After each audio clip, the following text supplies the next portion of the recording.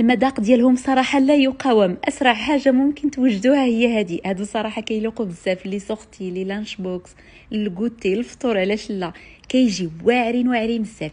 هنا عندي زلافه ديال السميده، زلافه ديال الدقيق، ملعقه ديال الخميره، ملعقه ديال السكر، كاس ديال الماء دافئ، واحد البيضه، وهنا كندير كاس ديال الحليب، كندير ربع كاس ديال الزيت مع واحد خماره حمراء. كنخلط كلشي وكنخلي هاد الخليط هذا يرتاح 20 دقيقه.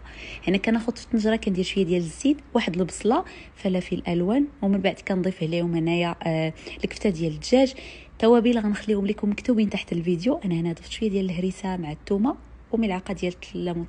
صافي كنشحر كلشي مزيان هكا حتى كيطيبوا. كنطفي عليه. هنا في مقيله صغيره كندهنها بالزيت، كندير واحد لاكوش ديال لاباط.